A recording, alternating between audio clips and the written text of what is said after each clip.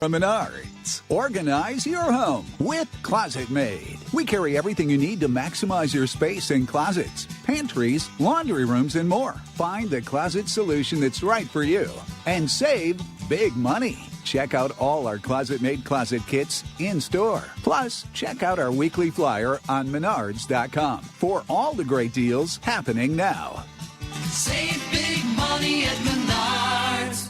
Alexa, play WCPT. WCPT from TuneIn. Welcome to Choose Views with Richard Chew. Get ready to dive into a world of insightful conversations and thought-provoking discussions. As progressives, our job is to have an all-inclusive, full-on assault with all of our players. A show that focuses on moving our political, social, economic, gender, and cultural conversation forward. And all of our players means all of our players. It's Choose Views. And now, here's your host, Richard Chew. Good Thursday morning, progressives. Welcome to the January 8th, 2026 edition of Choose Views. 773-763-9278. Find my show on Facebook Live, TuneIn Radio, and YouTube. Email me at richard@WCPT820.com. Follow me on X, Instagram, LinkedIn, Facebook, Blue Sky, Threads, Substack, and Spoutable. That's where I am. That's where we hang out. Catch all of our shows by subscribing to our WCPT podcast on Apple Podcasts, on Spotify, and iHeartRadio. There you can get Choose Views, featured interviews, Joan Esposito, live, local, and progressive, the great Patty Vasquez driving you home, Edwin Eisendrath with his It's the Democracy Stupid show on Saturdays, and of course, Out Chicago and our other shows and interviews. Make your way over to heartlandsignal.com. One of the best articles at Heartland Signal, our website, our digital platform, is the congressional representative out of Iowa, Mariana Miller Meeks, misrepresenting the death toll in Venezuela. I think you'll appreciate what our team put together over there. So make your way there. We got a really busy morning, so I'm talking quickly for a reason. Our guest on the show this morning, starting at 6:20, we've got John Parker from the Gaily Show and KTNA out of Minneapolis. Retired General Randy Manor will be with us. Matt Pierce, Indiana Representative Matt Pierce, Shaughnessy Naughton, all will be with us this morning. So we're going to be running quick and fast this morning. So I'll do my best to keep us moving forward. I know my man Henry will keep us on the rails as he always does. But right now, check this out, progressives. Good evening, Chicago. I would like to take a moment to address the tragic loss of life today in Minneapolis. The video that many of us have seen of ICE officers fatally shooting a woman at point-blank range is deeply disturbing and, unfortunately, all too similar to incidents that have transpired here in Chicago. No community deserves to be subjected to the terror that's stemming from this president's use of ICE as his personal militarized force. At the start of their operation in Chicago, an ICE agent killed a father, Saverio Villegas Gonzalez, under very similar conditions in his car right after dropping his children off at school. And just as they tried to do today in Minnesota, the Trump administration lied about what happened and spewed misinformation in an attempt to distort the public's understanding. There was no accountability for that killing, nor was there any accountability when another legal observer in Chicago was shot 5 times. It is incidents like these that demonstrate why we have pushed back against reckless and racist militarized immigration enforcement in Chicago. When we have rogue, masked federal agents killing people on our streets, we are all less safe. In Chicago, we saw these same agents indiscriminately raid apartment buildings, tear gas school children, and violate the fundamental rights of countless Chicagoans. Chicago stands in solidarity with Minneapolis. I am praying for the family of the victim, for Mayor Frey, and for the people of your city. I implore you to come together in this moment. The point of this operation of ICE raids and of this president's rhetoric is to divide us and to dehumanize our neighbors. Do not let them change the part of your soul that sees a fellow human being when you look at your neighbor. We will get through this. And to my fellow Chicagoans, we will continue to stand together and hold the Trump administration accountable and to protect our communities from the abuses of the Trump administration. Thank you. Tomorrow, Mayor Brandon Johnson will be with us on the show, but I wanted to play that clip quick and early this morning because that's what leaders do. That's what leaders do. They find a way to bring calm. One of the first things that a leader should do is help people feel safe and bring a sense of calm when there's a tragedy, when there's a situation that happens. And Mayor Johnson stepped right up and did that. And thank you to his staff. I will thank him tomorrow when he's on the show. And to him for having the courage and the leadership to do just that. Trump did not do that. And it's his Department of Homeland Security that is at the tip of the spear of causing these things to happen. But the president didn't do it. And I didn't have an expectation that he would. He's a damn fool. And some people don't like the words that I use in describing him. He's a damn fool. He's stupid. He's arrogant. He's racist. He's sexist. Yeah, he's all of those things. Or some might say, Richard, you shouldn't call him that name. Or then he's acting that way. But be damn all that. The situation in Minnesota, Minneapolis is painful. You know, I watched the news last night because I wanted to get my yelling and screaming out so that this morning I don't slip up and say something that I shouldn't say on the air. But I will say a few things. However many times you look at the tape, we've all seen it by now in whatever form you've seen it. However many times you look at the tape, at the end of the day, a woman is dead and a family is grieving over how this happened. And you could take the different angles. You can sit on your politics one way or the other and say, you know, it was justified or she was murdered. Either way, a woman is dead. And that's the first thing that we have to remember when we talk about what Mayor Johnson just said in terms of keeping our humanity and not letting this touch our soul. So if you know somebody that's out there protesting, that's out there trying to protect people from these harmful ICE thugs, I'm not calling them agents, then be supportive of the work that they're doing to protest this awful invasion of our country by our own people. And I'm not even going to call them our own people anymore. They're just thugs. They are. Yet before the grace of God do we all go in the hopes that this doesn't happen to anyone else. And I have a lot more to say about it. But I told myself, Henry, that I was going to take the high road on my own emotions about this because that's what we have to do. But that doesn't mean we stop fighting. It just means that we have to do it in a way that's safe. I saw Reverend Al Sharpton on Ari Melber's show last night on MS News, and he said that we have to continue to protest and fight, but we have to do it with a sense of safety and a sense of just being aware. And I look at it in terms of being prudent and pragmatic. We still have to fight. Part of the goal, you guys have to understand, part of the reason that the administration came out the way that they did, specifically Kristi Noem, is because they cannot say we made a mistake. Because if they do, then it takes the teeth out of what they say that they're there for. And that's a fact. They'll never say they were wrong. They'll never say they made a mistake. They'll always say that it was because of somebody else. And that's the through line of this administration. It's always somebody else that's wrong. It's never them. They could go to hell for that. Okay? And let me pivot to this, and then we'll take a break because we got John coming on in a second. Solutions. Well, before we do that, let me just say this real quickly. De-escalation is what any good law enforcement person will tell you is part of their training. There was no de-escalation if you watch the tape. None, period. There was no de-escalation in those 2 minutes at all, period. So first and foremost, that's where they made a major mistake, just in terms of, irrespective of the process, they did not de-escalate. They escalated the situation.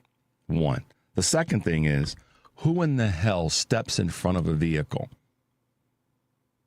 Why would you step in front of a vehicle unless you had an intention to do something?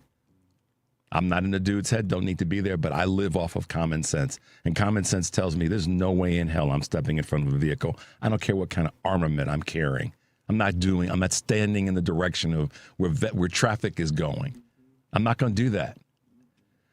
So that recklessness on this thug's behalf or on his part is part of the problem.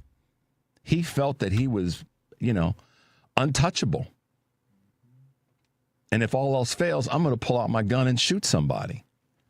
So there was no de-escalation, which is what should have happened. The two agents that approached the car did not approach from a position of de-escalation. They came out of that gray pickup truck hard when it should have been a moment of de-escalation. And I'm not going to fall on we need to see the whole tape and hear all. We don't need to go through that BS. That's part of the problem. Because all that's allowing the administration to do is gather their message. Okay? So de-escalation did not happen, and this thing escalated, and now a woman is dead. Solutions. I'll try to throw this out as quickly as I can so we can go to break. The number one solution that we have in our pocket is to call our congressmen and women and our senators on a federal level and to get behind the people who are moving to work to make things better. What do I mean by that?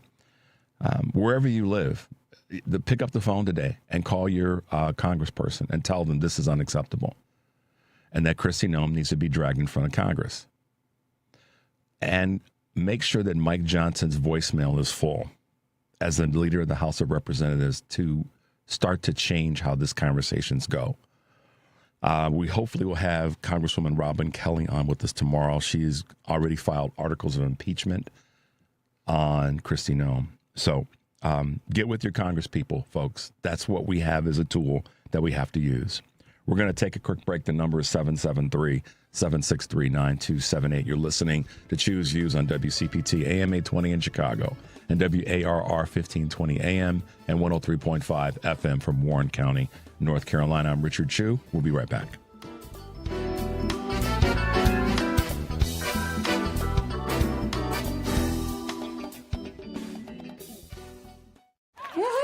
Hear that? That's what having fewer hot flashes and night sweats can sound like. Veoza is the #1 prescribed hormone-free treatment FDA approved for moderate to severe vasomotor symptoms, also known as hot flashes and night sweats, due to menopause. Veoza can cause serious side effects, including liver problems. Your doctor will do blood tests before and during treatment. Stop Veoza and call your doctor if you have symptoms of liver problems, such as feeling more tired than usual, decreased appetite, nausea, vomiting, itching, yellowing of the eyes or skin, pale stool, dark urine, or stomach pain. Don't use Veoza if you have cirrhosis, severe kidney problems, kidney failure, or take CYP1A2 inhibitors. Ask your doctor about Veoza. To learn more, call 1-866-239-1637 or go to Veoza.com. That's VEOZAH.com. Paid for by Astellas Pharma. Alexa, play WCPT. WCPT from TuneIn. This is Choose Views with Richard Chu. Hey guys, welcome back to the show. People always ask me what they can do to support the work we do at WCPT and Heartland Signal. As always, the best way is to support our sponsors and tell them you appreciate them advertising with us. But if you're on Facebook, there's another way. You can now subscribe to the WCPT 820 Heartland Signal Facebook pages. The subscription is just 99 cents a month. We will have some special offers for our subscribers coming soon. So visit us, WCPT 820, Chicago's Progressive Talk, and Heartland Signal on Facebook, and hit the subscribe button. Today on Live, Local, and Progressive, Joan Esposito's guests are Joel Ostro, professor of political science at Benedictine University, Greg Hines, columnist at Chicago's Crane's Business, Heartland Signal's Rich Eberwine with the 3 stories you may have missed from our digital newsroom. Live, Local, and Progressive weekdays from 2 to 5 here on WCPT AM 820, heartlandsignal.com, and tune in.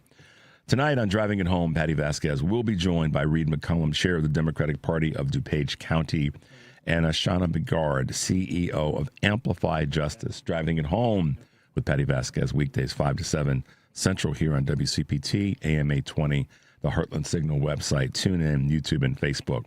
And tomorrow on Choose Views, my guests are, of course, it's Friday, so Karen Byrne of True Blue Politics Podcast will be hanging out with us. Chicago Mayor Brandon Johnson with This Month with the Mayor. And as I said, hopefully we will have a chance to chat with Congresswoman Robin Kelly. So there you go. Catch all of our shows and episodes through our podcasts that are available on Spotify, Apple Podcasts, TuneIn, iHeart, YouTube, and Amazon Music. You can search for Choose Views or visit the new podcast page at heartlandsignal.com/podcast to catch all the latest. There you go. And remember, 2026 is here. And with the midterm election just 11 months away, WCPT is posting all of our candidate interviews at heartlandsignal.com/candidates. Visit the page to hear and share the latest interviews, including my recent conversations with Georgia candidate for Congress, Sean Harris, Illinois candidates Kat Abou-Gazela, and Daniel Biss. Find the candidate interviews tab on the top of the website, heartlandsignal.com. There you go. All right, guys, hit me with your text, call in, whatever you got to do. We want to try to have you on as best we can today. We're packed, but we'll do our best to slide you in if you call in. So don't hesitate to call. If you got something to say, call in, and we will try to get you in even during our interviews with some of our guests. So don't be hesitant to call. But right now, is John good to go? Okay, right now, John Parker is going to join us. John is the host of the Gaily Show that we air here on WCPT. John and I have never talked before, but my man is one of the leading voices in the country, and I'm so happy that John is going to be able to hang out with us for a bit. Good morning, John. Welcome to Choose Views. Is he there? Did we lose him? Uh-oh. John, if you're there, wave at us. He was there, but now he's not there? Uh-oh. That's strange. All right, well, Henry's a magician. He'll figure it out. John Parker is the host of the Gaily Show, and it's the only LGBTQ radio news and talk show in the U.S.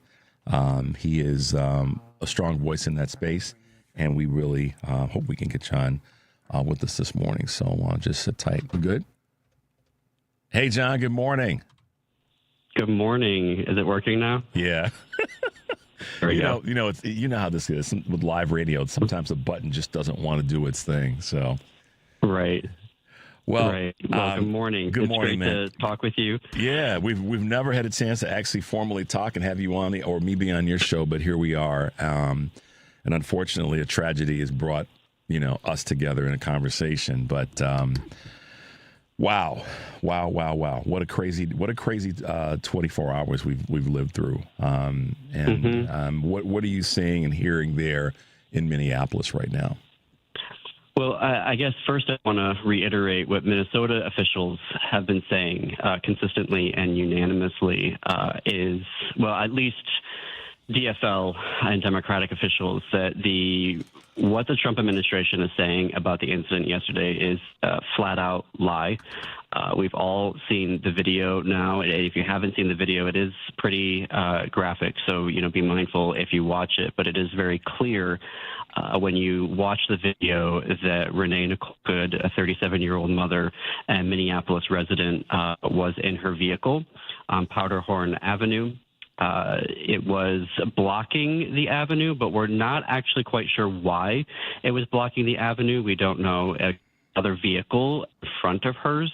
So at first, I was reporting that it may have been involved in anti-ICE actions, but we actually don't know that for sure. What we do know is that her car was blocking the avenue when ICE agents pulled up. And this is confirmed on multiple videos. Some told her to leave. Others asked her to exit the vehicle. She chose to leave.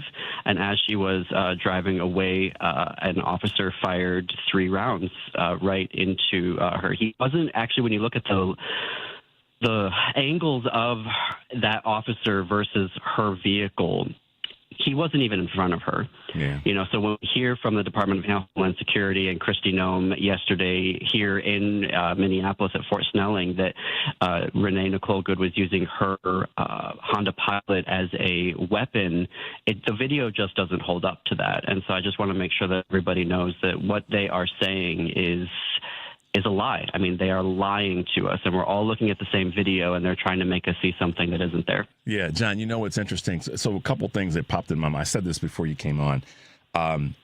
Nobody steps in front of a moving vehicle, not even unless you're so arrogant and roided up that you think that you are immune to harm. So that's just the first thing. Common sense would say de-escalate the situation. They jumped out of the gray truck, and they didn't de-escalate. They escalated the situation. So, but here's the thing that I got nerdy for a moment. One of the first things I looked at is what were the angles of the wheels of the front tires of the car. When she put the car in reverse and backed up, you saw the backup lights come on, and then you see her move in a direction forward, but the wheels were turned to the right. So if the wheels were turned to the right, he had brandished his weapon already. Then she wasn't heading in his direction if he were standing right in front of her. But we all can see that he was more skewed to the left of the front part of the vehicle. So it's just, I ask a country to use your common sense right now. Please, America, use some damn sense here. Because if you just look at that alone, she wasn't taking the car in the direction of him. The other thing that not enough people are talking about yet is she waved the first vehicle through and was waiting for the other vehicle to go. That's when the guys jumped out of the car, and when they grabbed the door handle, she decided to turn and leave. So Kristi Noem is a liar. She's lying in this case. If I were standing in front of her with all of her agents and her punk boys around her, I would call her a damn lie to her face, because she lied to the American people, and I'm glad that Congresswoman Robin Kelly here in Illinois has filed articles of impeachment for her, and hopefully we'll have her on tomorrow. But, John, I this is yesterday. I don't watch all the news all the time, but I told myself I got to watch some of the news so I can yell and scream at the screen so that I don't slip up and say something, on the air this morning, because I know you and I can go. I've heard you. So I know you like I we can throw some fireballs. Yeah.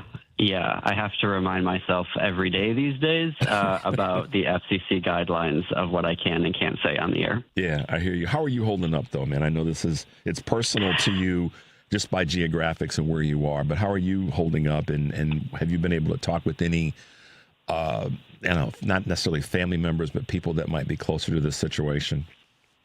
I think something, and I know that I'm being mindful of how I say this. To learn that Renee is a queer woman, that she was married, that she was identified as a lesbian. That just it does hit a little different for the host of the Gaily Show. I know that is that shouldn't be the main thing, like that she should not have died, and there's no evidence to suggest that her her sexual identity led to that, but it does to see a mother and to also learn that the father of her child passed away a year ago, so now her child has no biological parent is just really tragic. And I have to say, as a Minnesotan, to start off 2026 like this, last June we had, a planned assassination of our Speaker Emerita, Melissa Hortman, and her husband, and the attack on Senator John Hoffman, and learning that there were entire lists that this guy, Vance Belter, was, trying to assassinate, and then to have the mass shooting in Annunciation from a person, an alleged perpetrator who glorifies mass shooters and is part of this online sub-community that just, they want to be mass shooters, which is just absolutely insane to me. And now to have this, this is not Minnesota. This is not the Minnesota that I have known for the past 14 years. And to be here again and doing breaking news, and on a Wednesday. Also, Richard, I don't understand what's with Wednesdays. Every single one of these happened. At least the Annunciation shooting and when we were breaking the news of Charlie Kirk and now this, it's like it seems way too familiar now, and I feel like I know what to do based off of the wrong reasons of what we keep just doing this. We keep doing this. We keep doing it. And then to see, and I don't know if you've seen this, yesterday we were focused on, obviously, rightly so, the murder of Renee at Roosevelt High School in Minneapolis. Minneapolis public schools now are closed for the rest of the week because of ICE activities where they were literally running up to people. I mean, we have a school official speaking on. I saw that. I was like, okay, so I'm gonna let you take a deep breath because I know that this is that's why I asked, how are you holding up? Because I know that what's been going on there is personal. And the thing I want to comment on, John, is this. And one of the things that I said to my wife within the first hour, I said one of the things, what's going to happen with this is they're going to put this off as some crazed, excuse my language, but I'm just speaking truth. They're going to put this off as some crazed LGBTQ person, blah, blah, blah. And then it would go down that path. And it didn't even take, I just saw the conversations on social media, different platforms, and there you go. So you got a bunch of roided up, supposedly straight white males running around saying, this is because she's a lesbian and da-da-da-da-da. And I'm just like, you know what, guys? This is what cracks me up, John.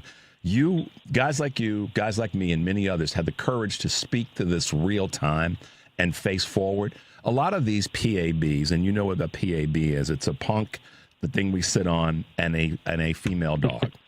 A lot of these guys, roided up, running around, trash talking, they're the ones, to your point, that are at the tip of the spear of these problems. It's a supposedly straight white Christian male, whether they be law enforcement or not, that's causing this harm and pain on so many people in this country. And this young woman wasn't the target group of people that they say were are the folks that they're trying to go after. She was someone that was trying to protect people and their safety in her neighborhood. So it's beyond a tragedy, John. It's a thing that we've got to just continue to fight back and push back on. And I know that you're there and dealing with it, and I appreciate you taking some time to hang out with us this morning. But I will tell you just to stay safe, stay as positive as you can. And, we got your back because I know it's a tough thing to have to deal with and being there. I appreciate that, Richard. I mean, you all went through it yourselves. And I know that, there were folks that were shot by ICE in Chicago, and you had to deal with the National Guard as well. And so I'm very happy to have this partnership with WCPT and to thank you. We likewise is what I'll say. Absolutely. All right, man. Listen, we got to bounce because we got a full load today of folks to talk to. So thanks, John Thanks Parker, for having me. for all the work that you do. Stay safe, brother, and we'll talk soon, okay? Talk soon. All right. Bye now. Take a quick break, guys. 773-763-9278 is the number. You're listening to Choose Views on WCPT AM 820 in Chicago, WARR 1520 AM and 103.5 FM from Warren County, North Carolina. I'm Richard Chu. We'll be right back.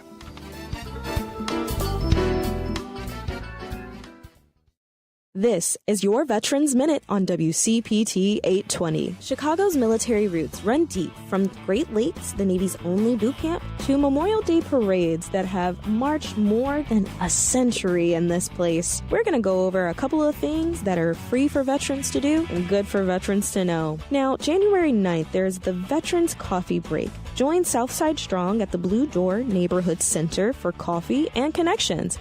Network and meet some cool new people. Check out the Veterans Social Club to find out what's happening in your community today. They have events, free things for you to do, and much more. Yes and Adventures is putting on a spectacular comedy show at the Stars and Garters Club January 9th at 3:30. If you're a veteran or in support of veterans, go ahead and show up for an amazing show. Now this has been your Veteran Minute on WCPT 820.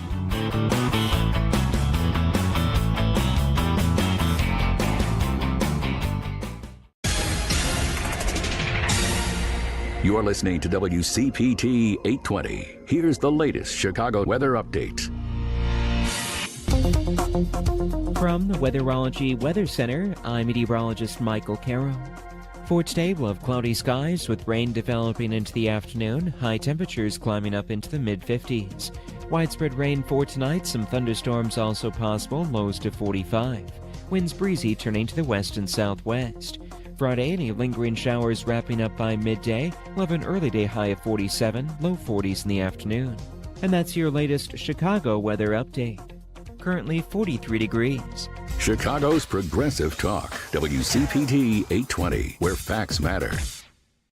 Welcome back to Choose Views with Richard Chew. All right, guys, welcome back to the show, 773-763-9278. Give us a call. We will try to get your calls in today, given that we've got such a full list of guests, but we do want to get you on if you call in, certainly regarding this most recent issue in Minneapolis. With us this morning is a gentleman who has served this country like it should be served and has done the work while in service and after being in service to be a leader. And when I first had a chance to meet him last year, the thing that just reigned strong with me is he's a leader. He always has been. He's maintained that role. And who am I speaking with or speaking about is Major General Randy Manner, retired U.S. Army. Good morning, General Manner. I hope you are well, and welcome back to Choose Views. Well, good morning, and it's always a pleasure to be on your show, and I really appreciate what you're doing to try to get the truth out front. So thank you. Absolutely, General. It's good to hear your voice. I know Henry said that you were struggling with a little bit of a cold or sinus issues. So yes, right. I know how that. But I'm gonna power through it. Yeah, I know how that is. Well, sir, listen. There's so much to talk about right now, and I think what I'll try to do is, we'll meld in recent events, current events, in terms of what took place in Minneapolis yesterday. We can't. I think as a nation, one of the things that we have to stop doing is turning our eyes away from things that happen that cause us pain, that cause us to kind of check ourselves. And this is one of those moments right now where when I think about you, I think about leadership. I think about someone that understands the importance of leadership, and being honest is a big part of that. Taking responsibility is a big part of that. Yesterday, we had Sean Harris on, who's running for the congressional seat in Georgia that Marjorie Taylor Greene is abandoning. Another person that's a lifelong leader, 40 years, service of the country, and you are as well. So when you look at this situation that took place, this shooting in Minneapolis, from a leadership standpoint, how do you line up with this? Well, I think it's always important to be able to step back from the sadness of what has occurred and to encourage people to be calm.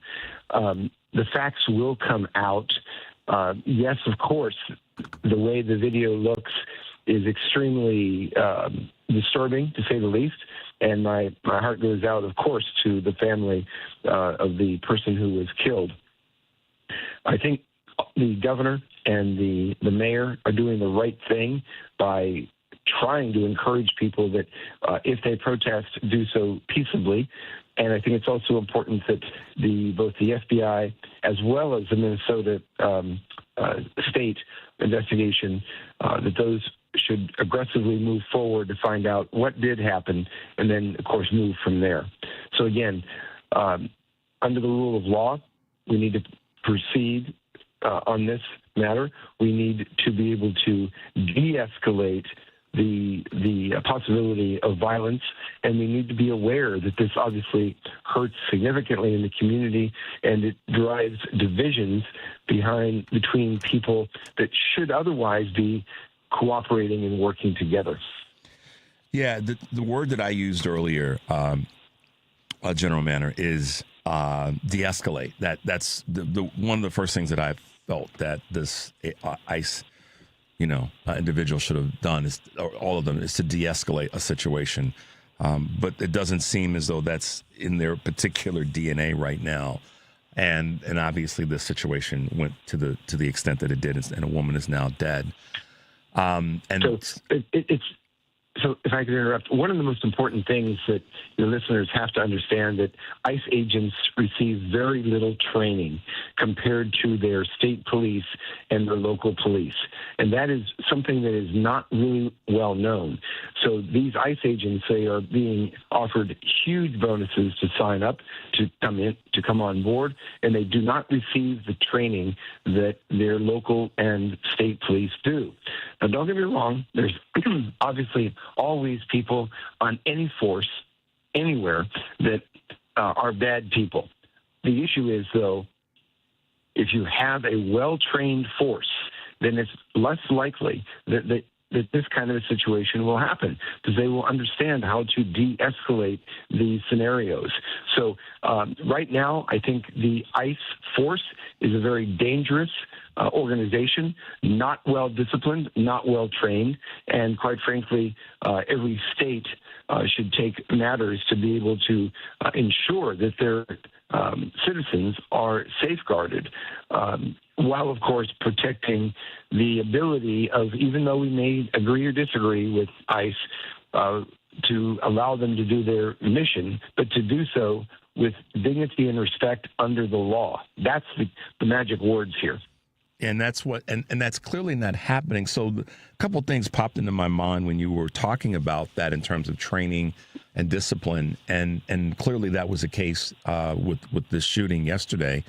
What I want to ask you in that space, though, General Manor, is so if we look at this and can say to some extent objectively, it's a training issue or it's a discipline issue or it's a process issue, then where's the responsibility lie in that conversation if that's the case? Because now are we then saying that we've got a bunch of, and I'm asking this not rhetorically, we've got a bunch of untrained, undisciplined, without process, hired guns on our streets? Who is going to be? Where does the responsibility lie? You understand the chain of command is better than anybody else. But how do we? So that's where I think we're going to get lost, or we're already lost, because the responsibility on this doesn't seem to be landing in anybody's lap. Well, I think it's very important to understand that this administration at the federal level ignores the law, runs past the law, and has demonstrated this time and time and time and time again. So it is my blunt opinion that the administration uses the law when it can against others and does not hold itself accountable to the law. So what the average citizen needs to be able to do on the streets, whether it's in Chicago or Minnesota or anywhere else in the United States, is we have to use the video that almost everybody has, is to video the incidents as evidence so that the tide will turn against, quite frankly, this Gestapo-type ICE organization. We have to hold people accountable. The challenge is that we are unlikely to get justice from the federal government, given what has been going on.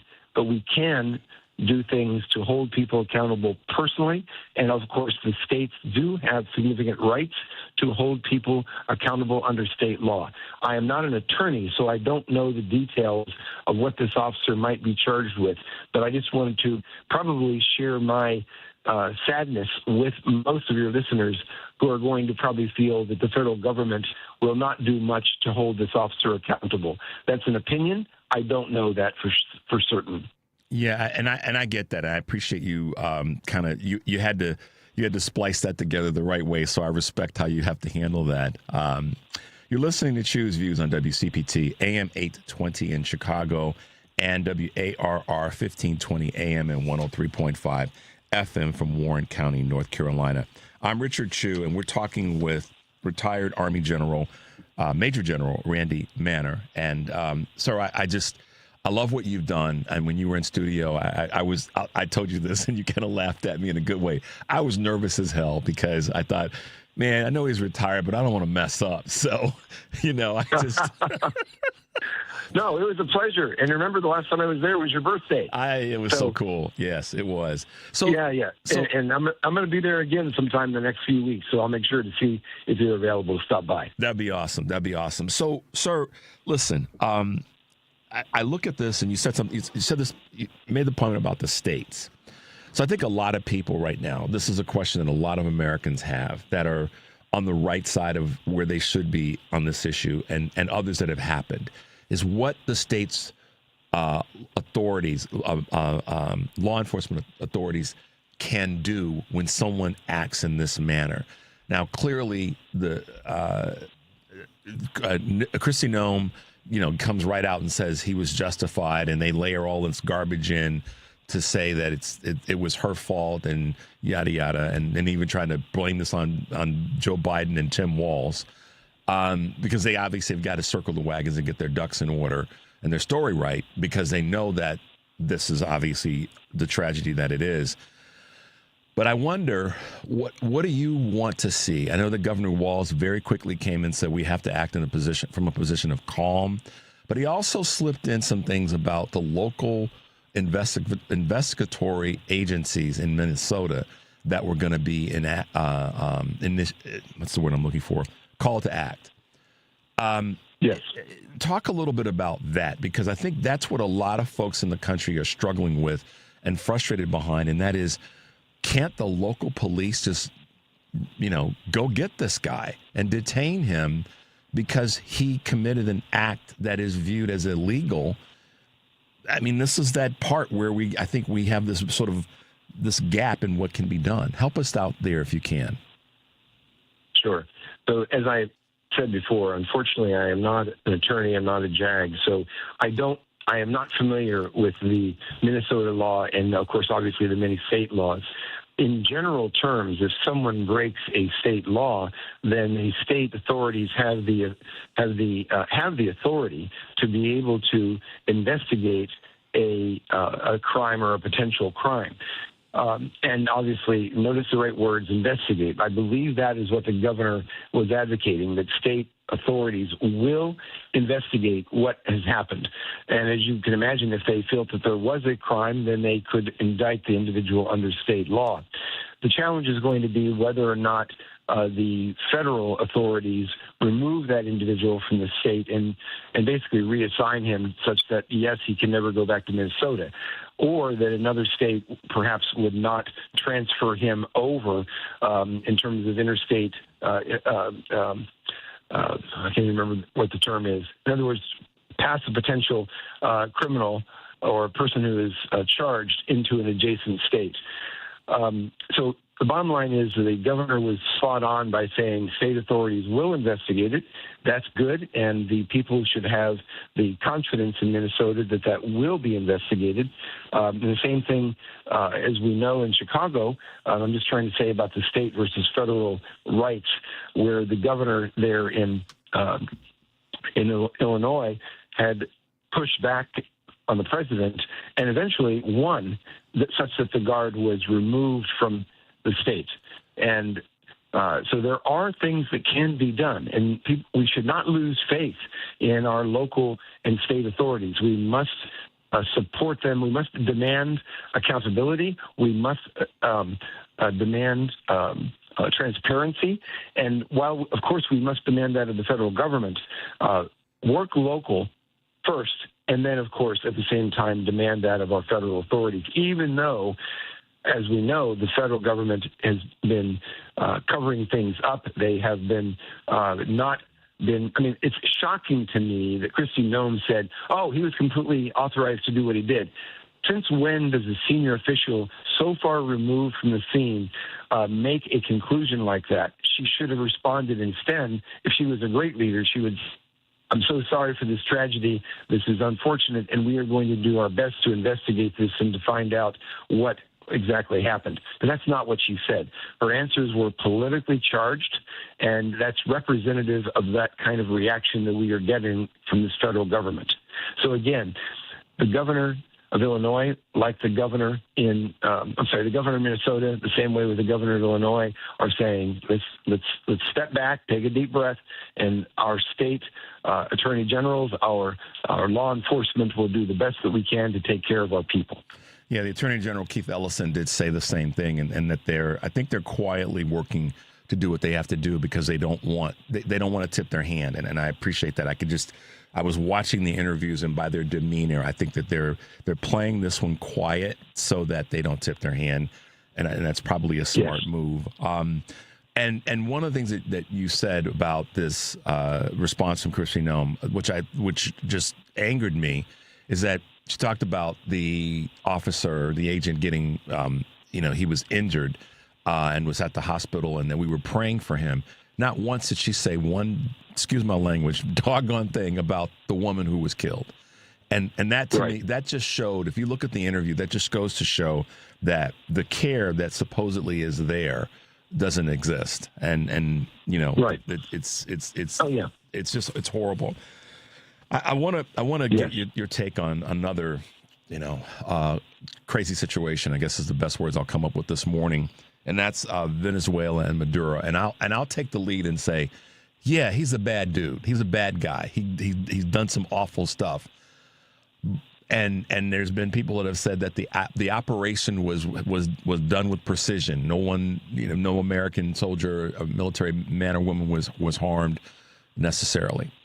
However, what I see, and what I've been calling this since Monday morning when we were back on the air, is, we essentially invaded a country and kidnapped their president. And you may see it differently, but I am curious, as someone with your background, how you view the situation that took place in Venezuela over the weekend. This is such a tragic misuse of the military. It makes me sick. It's the same idea of deploying soldiers in American cities against Americans that are opposed to the president.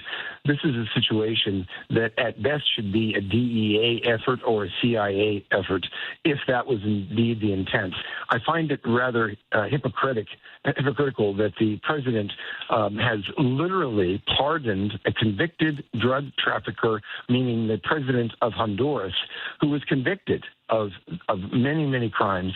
Yet here we have another person, by the way, don't get me wrong, I mean, equally bad, okay, absolutely bad, yet he's going after him, kidnapping him and his wife, killed some dozens of people in Venezuela, destroyed, obviously, a lot of aircraft and so on that were on the way in.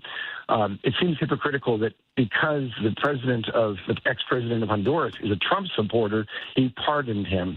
But yet in this particular case, he used the military and put our military in a risk situation. Yes, of course, they executed it well. That's not the point. They should never have had that mission in the first place. Thank you. And here we had an entire carrier task force in the Caribbean instead of where they should be. They should be out there in the Western Pacific, or they should be in the Mediterranean, or in other parts of the world where there are real risks to our nation. So this is a misuse of our military and putting thousands, maybe tens of thousands of our military away from home at the holidays, away from their families, for, quite frankly, a purely political reason. Was it a legal operation? I do not know. Again, I'm not a legal person. So even if it was legal, I think this is absolutely an awful example of the misuse of our military by this administration. It makes me so sad. And every time we have tens of thousands of our military doing these kind of shows of force that are politically motivated, it does not in any way, it diminishes our readiness. It does not strengthen our readiness.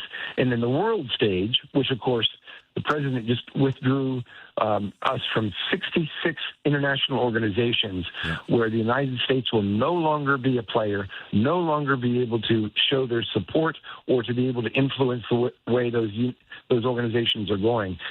We are turning into an isolated nation, and quite frankly, one that the world can no longer trust and can no longer count on the side of right to take care of people and the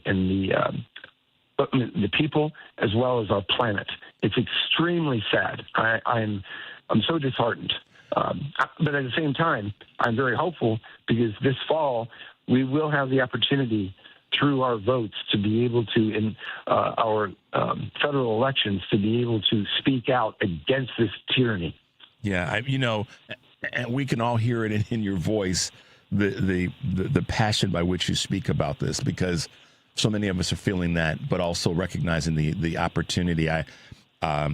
We state the obvious that's painful, and we take that and we use it as energy to go forward, to take back some of this space and political power and sanity and humanity, as Mayor Johnson says, that we've lost. And I think that's the other side of this craziness. We cannot, as a country, go it alone. Neither should we.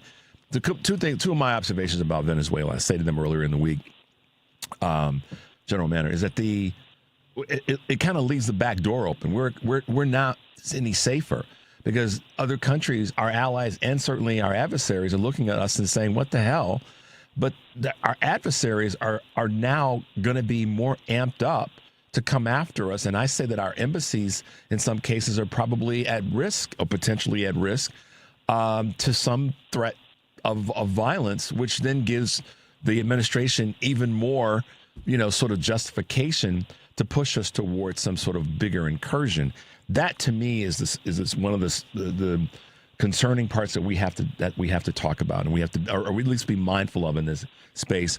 And the other thing is this sort of Western Hemisphere garbage from Rubio and others is just that. It's garbage. We can't go it alone. Neither should we. It just doesn't make any sense at this point in our evolution as a society. I mean, what do you? So we also need to step back and think about this.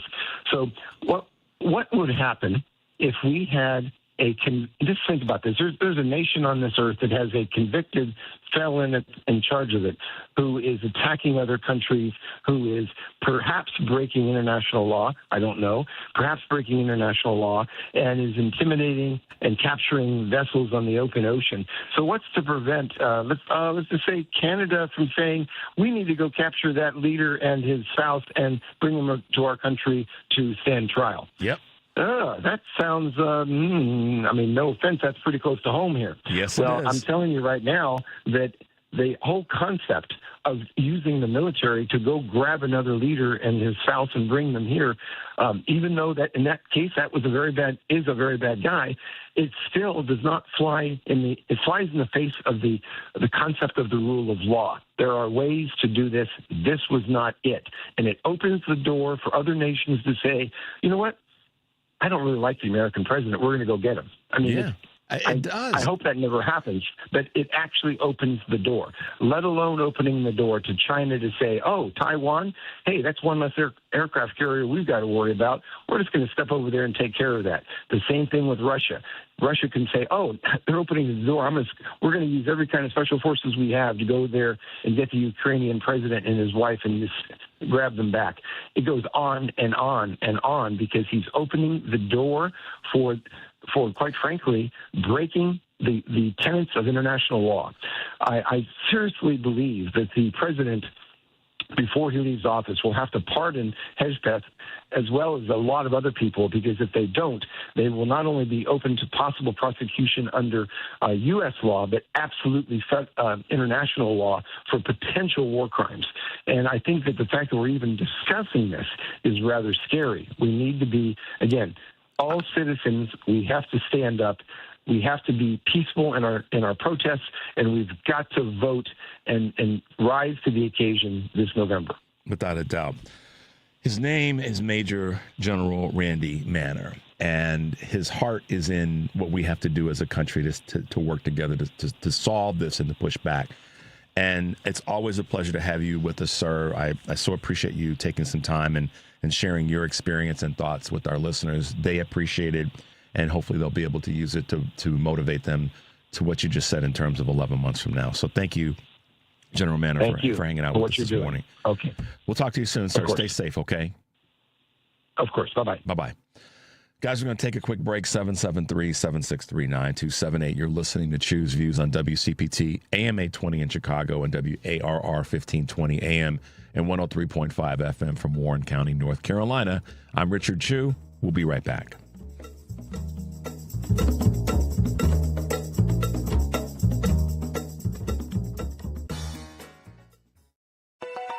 Check up on health with Chris Whitting. Anorexia nervosa is a serious, potentially life-threatening eating disorder.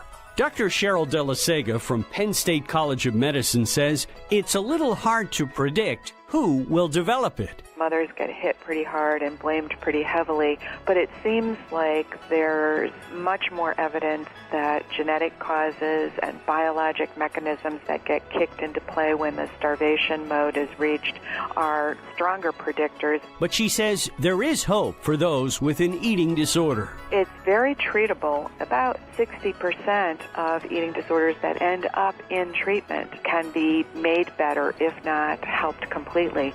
Not many girls voluntarily go into treatment. Many, many times, no one even knows. And that's how anorexia and bulimia have power, by being kept secret. With Checkup on Health, I'm Chris Whitting. My dad served in Vietnam, the 82nd Airborne Division. He never talked about it. And my mom knew not to ask. So Dad buried himself in work and self-medicated and would lose his temper sometimes. Loud noises would put him on edge. It got rough. So I finally said to him, Dad, you gotta get help. As a family member or friend, you may be the first to notice when a veteran you love has been going through changes. Things like withdrawing, drinking more, or increased anger could be a sign of a larger health concern, but help is available. Dad finally went to VA for one-on-one and group therapy and got some really great tools to help him manage things. And I got my dad back. Listen to hundreds of inspiring stories at maketheconnection.net and learn how you can support the veterans in your life. Treatment works. Recovery is possible. Hair Volume from New Nordic will make your hair look thick and healthy. Hair Volume is available online at Amazon and newnordicusa.com or in the hair care aisle at your local CVS. AP News, I'm Marcela Sanchez. In an interview with Fox News, Vice President J.D. Vance said Denmark obviously had not done a proper job in securing Greenland, and that President Trump is willing to go as far as he has to defend American interests in the Arctic. Europe has failed to contend with the fundamental argument the president and the entire administration has made. Greenland is critical, not just to our national security, but to the world's national security. People don't realize this. The entire missile defense infrastructure is partially dependent on Greenland. Audio courtesy Fox News Channel's Jesse Waters Primetime. Vance said the fact that Denmark had been a faithful military ally of the U.S. during World War II and the more recent war on terrorism did not necessarily mean they were doing enough to secure Greenland today.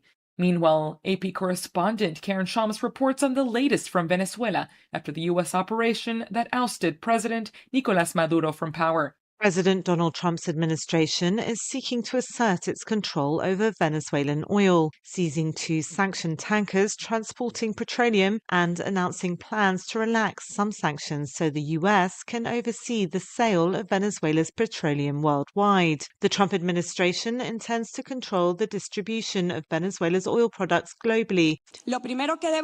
Meanwhile, on Wednesday, Venezuela's interim president, Delcy Rodriguez, said the U.S. raid on Maduro created a stain on U.S.-Venezuela relations that has never occurred in the country's history. Pro-government rallies took place in Caracas to condemn the U.S. move. The seizures of the tankers in the North Atlantic and the Caribbean Sea on Wednesday reflect the Republican administration's determination to enforce an existing oil embargo on Venezuela, as Trump has pledged the U.S. will run the country. This is AP News. AP correspondent Ben Thomas reports on the reaction in Minnesota to a fatal shooting by federal agents. Anger in Minneapolis after an ICE officer shot and killed a driver during the Trump administration's latest immigration crackdown. Homeland Security Secretary Kristi Noem alleged the woman was trying to run over agents. She had been stalking and impeding their work all throughout the day. ICE agents repeatedly ordered her to get out of the car and to stop obstructing law enforcement, but she refused to obey their commands. To Minnesotans, I say this: I feel your anger. I'm angry. But Governor Tim Walz says they want a show. We can't give it to them. We cannot. If you protest and express your First Amendment rights, please do so peacefully, as you always do. And he adds, to Donald Trump and Kristi Noem, you've done enough. There's nothing more important than Minnesotan safety. I've issued a warning order to prepare the Minnesota National Guard. I'm Ben Thomas. And I'm Marcela Sanchez, AP News. This is 8:20 a.m. WCPT Willow Springs and streaming worldwide at WCPT820.com. We are Chicago's progressive talk, where facts matter. Now, your WCPT 820 weather update. From the Weatherology Weather Center, I'm meteorologist Michael Caro. For today, we'll have cloudy skies with rain developing into the afternoon, high temperatures climbing up into the mid-50s. Widespread rain for tonight, some thunderstorms also possible, lows to 45. Winds breezy turning to the west and southwest. Friday, any lingering showers wrapping up by midday. We'll have an early day high of 47, low 40s in the afternoon. And that's your latest Chicago weather update. Currently 43 degrees. Horowitz and Associates. Cliff Horowitz's grandfather started this family law firm, and he always said, you know what, if we're going to get full justice for our clients, we have to go to trial. Trial, though, can be very time-consuming, and that's why most firms won't go to trial. They just settle for the insurance company's offer. But the Horowitz family spent a century going to trial. They're taking cases to trial now, and they're winning many record-setting verdicts. Cliff Horowitz is a third-generation trial lawyer, getting people the full justice they deserve. Call 312-800-8000 or go to horowitzlaw.com. Because facts matter. You're listening to WCPT 820. Richard Chu's got his eyes on the truth. And you're right where you need to be. This is Chu's Views. All right, guys, welcome back to the show. So much information coming in. I'm having to pay attention. Anyhow, thanks to General Manna for hanging out with us this morning and giving us his observations about not only what this tragedy is in Minnesota, Minneapolis specifically, but also the misuse of power of our military when it comes to Venezuela. He put it plain. See, here's the thing. You got a lot of pundits out there that know what the hell they're talking about. That are just running their mouths on this issue, on Venezuela and on this issue. And before we have our guest, State Representative Matt Pierce on, I am going to personally right now call out Stephen A. Smith. You need to. There's an abbreviation for something when people want you to shut up. You need to shut up, Stephen A. Smith. You do not have a legal background to determine if this agent was legally justified to do what he did. You should shut up, and ESPN should consider sanctioning you or censoring you is a correct word, because you spoke about something legally that you have no legal bona fides to talk about. Even General Manner, who served this country, knows that you don't wade yourself into something legally that you have no legal background or experience or knowledge or degree in. So Stephen A. Smith, ST, and I'll stop there. You need to do that. Nobody cares about what you have to say in this space. You can have your opinion, but don't state it as fact. So shut the hell up. Gosh, you need to shut up, Stephen A. Smith. You do not know what you're talking about. And more people should be calling ESPN and letting them know he needs to stop wading into this stuff just because he's got a voice in the arena of sports and commentary. All right. State officials have been the new backbone of where we are right now in this country because of the fact that they, particularly Democratic state officials, they understand, they always have understood that state legislatures, when we fight there and win, it is the platform, it's the foundation of how we do things better on a federal level. And with us this morning is one of the leading voices in the state of Indiana, a Democrat that we've had on the show before. I just love the way that he handles his business. And I'm talking about State Representative Matt Pierce from Indiana. Good morning, sir, and welcome back to Choose Views. Good morning. Wow, what a 24, 36, 72-hour window that we've lived in from this invasion in Venezuela to the shooting that took place in Minneapolis yesterday. It's been a crazy time. But I'm glad you could be with us this morning. I definitely want to get your take on the events that have taken place in the last 5 or 6 days. Well, this event yesterday with the shooting, just made me so angry watching that video. I just feel my blood pressure rising, really disgusting. People are so poorly trained. They don't know how to police, let alone doing, and they're, it's not about protecting people. That's very clear. Those people are not there trying to protect people. They're causing all kinds of mayhem. And so, my concern is the state legislatures. We have Governor Braun here in Indiana and many legislators who are just chomping at the bit to get state and local law enforcement paired up with ICE to help them do their stuff. And so I would think this would be something that would cause them to have to really stop and think that over. And I think we'll probably see legislation that attempts to push all these local sheriffs and other people into working with ICE. And, I'll be trying to keep that from becoming law. It's interesting because they had a bill that went over to the Senate that would do that kind of thing. And the chair of the committee over there, Republican, chose not to hear it. And now they're coming after her with everything they've got. The U.S. Senator Jim Banks and Attorney General Todd Rokita are primarying her, and they're just, mercilessly attacking her. And her response has been, kind of sadly, is to see how MAGA she can get between now and our May primary to kind of survive that primary attack. And so that's what we see in the Republican Party over and over again, is people get pushed out to the extremes because that's the only way right now they can survive a primary in the Republican Party. I think that, first of all, thank you for that assessment about local law enforcement in alignment with these ICE thugs, because I can't even give them the designation of agents right now because they're acting like thugs. To your point, they don't know how to work in a metropolitan area because that's, if they're trained, that's not what they're trained to do. And this gets into the bigger conversation of what General Manners said prior to you coming on, and it's a misuse of our military resources. And that gets into the other conversation that we'll talk about. But I wanted to come back to something you said about primarying and pushing people further to the right. Republicans are, not even Republicans, the GOP MAGA mindset right now is that unless you're going to play ball that way, which is hard right and frankly in a very disgusting way, then you're gone too. I think the opportunity, if the person that's being put in that situation, Republican, if I think the opportunity for them, and maybe I'm being too pie in the sky, Representative Pierce, is for them to be public about it and to say, this is what the party is doing to us now.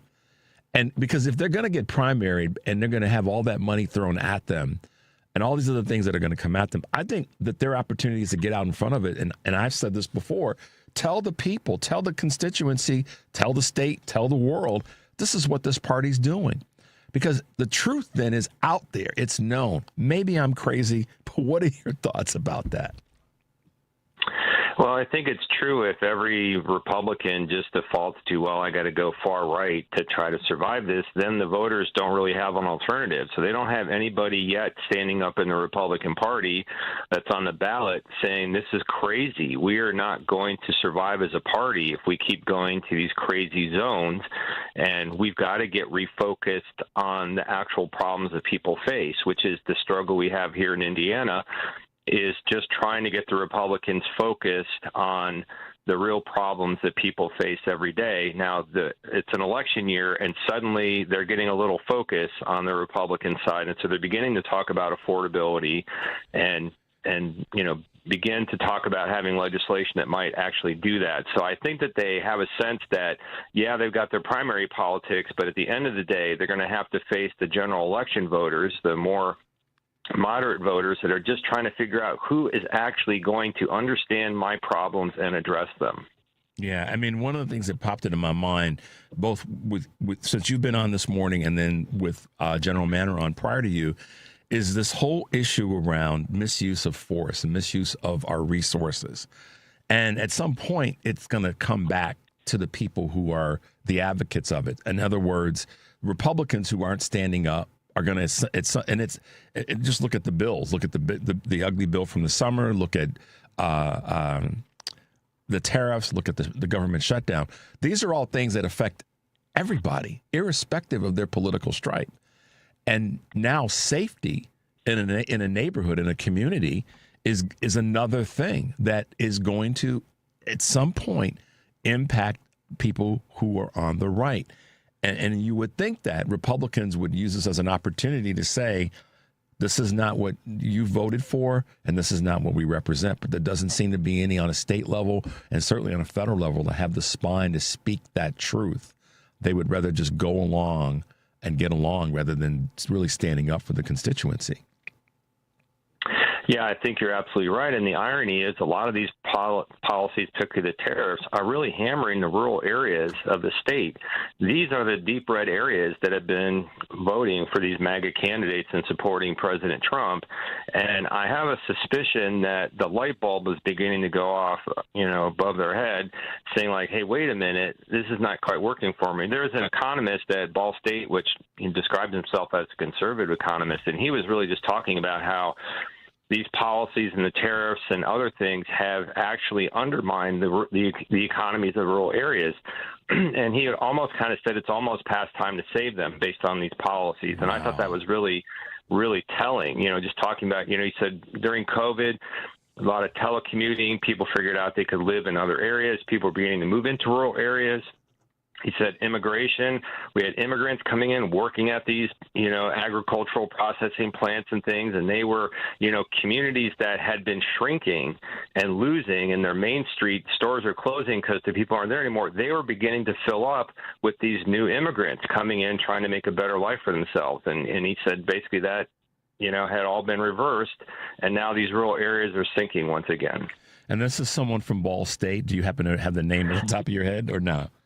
If not, yeah, Professor Hicks is his name at Ball State University. He writes a column that's published in a lot of publications throughout Indiana. Okay, because I would definitely. You can probably just find out. Yeah, just Google Professor Hicks Ball State and you'll find him. Okay, sounds good, because it's good to have someone from that as you said calls themselves conservative or professes that, but can look at this and look at the numbers, and that's really what it comes down to. The numbers don't lie, and the folks that are in those areas have been deeply affected by it.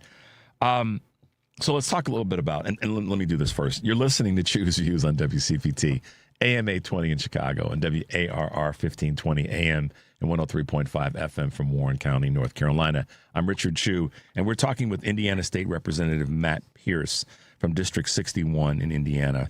So, Representative Pierce, first of all, I want to thank you and your colleagues, truly your colleagues on the left, for holding the line in the redistricting effort that the state was trying to implement. Certainly from the ask from Donald Trump and then your governor and your lieutenant governor. Obviously, there were some Republicans that recognized the danger of this, but it really is because you, as a leading Democratic voice and someone that as assistant Democratic floor leader, you made it clear that this is unacceptable. And so, I got to give you your flowers, so to speak, in terms of, you saying, no, guys, this is not going to happen. And you were one of the big advocates for that. What are some of the things that you're hearing now in the chamber, on the floor, around this issue of redistricting and gerrymandering in Indiana? That was such a strange episode in the history of the General Assembly that, honestly, I think the Republicans are trying to get as far away from that now as they can. The odd thing is, I don't think that even the people who voted for that bill, I don't think they really wanted to do it. But you had this really, this strange dynamic of Trump really pressuring them. And then you had another weird little twist where Speaker Houston, the Speaker of the Indiana House, his daughter's actually working in the White House. So you got kind of a strange dynamic there. What might happen with his own daughter's job if things don't go the way Trump wants, being the retribution man. And so I think that finally they just decided that the best way to kind of get rid of this pressure from D.C. is just to kind of move it through the process and have the votes and just kill the thing. And I think pretty much everybody knew that it was not likely to get out of the Senate. The House having 70 Republican votes, you need 51 to pass a bill. You know, you can hold the line on that. And so what we needed to do in the House, which we accomplished, is we really had to drive down that vote as low as we could get it. And so we got it down to just 57 votes in favor of that redistricting. And a number of members of the Republican leadership voted against redistricting. And I think that really sent a profound message to the Senate Republicans who opposed it, to just like, okay, you can hang tight. This is all good. This is not really that popular. I've also had Republican members come up to me and say things like, wow, if you Democrats can't make some hay out of this thing, and almost asking us to almost like, please punish us so they don't do this to us again. I mean, it's a very interesting dynamic. But for the most part, they're just like, let's just like get as far away from that as possible and move on to the next thing. Well, it's interesting that right there, Representative Pierce. That's gold. That's pure gold. Every leader that you know in the Democratic Party should hear that, what you just shared with us. And I know we will have a clip of it, and I'm going to do my best to share it with every U.S. representative that we are blessed to be able to interview.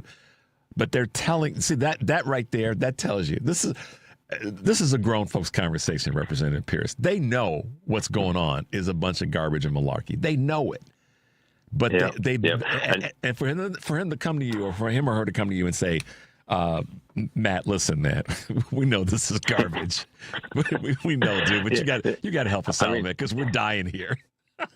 Yeah, I mean, that particular member who's retiring, so it's probably he can be a little more honest, perhaps, because he's got one foot out the door. But he said, you know, the people that were calling me saying don't do this, it's like I knew who they are. It's like 50 of the people who called me were Republicans. See. Wow. And so it basically they knew that other than that kind of extreme MAGA part of the party, the kind of your normal everyday Republicans are like, this is not the way Indiana should be working. Yeah. And I think that's the reason why it ultimately went down. Yeah, and but again, the work that you put in and the leadership that you put in was definitely a big part of it. And I'm just proud that there are folks like you on a state level. I said this so many times, and I've said this to you when you've been on. State politics right now are so important, and the wins that we had in November, and I know you probably saw what happened in Iowa with Caitlin Dray, and then just last week with Renee Hardman. Those are important wins, and I know you as a state legislator have got to look at that. I would assume, I don't want to put words in your mouth, but you've got to be looking at that in some ways and saying, okay, great. We're kind of holding the line on a state level incrementally as it is. How are you looking at some of the things that are going on? You know, Iowa's a red state, probably maybe more purple than Indiana has been recently, but are you seeing this as something that we can kind of put our teeth into as we go forward on state legislatures throughout the country? Yeah, I think there's just tremendous opportunities, and you see it in these special elections and in the elections that were back east last year.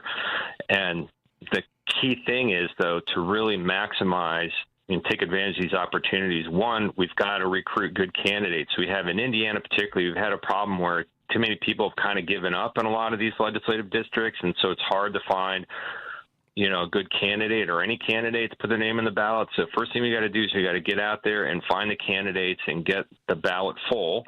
And then secondly, we've got to find a way to get the resources so we can actually, get the mail out, get the yard signs up, get the ads on TV. All the stuff you have to do is really expensive. And the big structural disadvantage we have as Democrats is the Republicans, because they have all the power, their fundraising is much easier, right? People kind of know you gotta pay those Republicans, contribute to those campaigns if you want to get your phone calls returned. And so it's much easier for them to be able to raise that money. And so they can fight in lots of different places. It's kind of like they've got more ammunition than we have, and we've got only so many bullets. And so we've got to be very strategic in how we use that ammunition. And so, the more resources that we can do with fundraising, the more places we can make the argument and actually communicate with the voters. And, that's why it's interesting that Bo Bai, who's running for Secretary of State, he's the son of former Governor and Senator Evan Bai. He's already raised $2 million for his race, which is pretty unbelievable. So obviously, his father's connections into D.C. is helping him out a lot. And so to me, that's a very important thing that, people running for statewide office in the past have not had the money necessary to communicate to the voters. And you just can't win an election unless you can get the mail in the mailboxes, get those ads on TV, on radio, get the social media stuff going. You can get some things done kind of guerrilla style with social media that's cheap, and you can make some things happen. But at the end of the day, you've got to have that money to get that, those major media advertising outlets going. I think that the money part is also critically important, because when the opposition starts to come at you, you've got to be able to fight back. So it's on one side, you want to put out the positive message. And then on the other side of the money, it's to then fight back when the negative advertising and messaging comes from the opposition. So it's two parts. Bo buys money. I mean, I was talking with one of our regular guests yesterday about this. It's right there in Indiana, about the fact that, that's great that he's raising the kind of money that he is, and he's going to need it if he ends up being the nominee and ends up getting.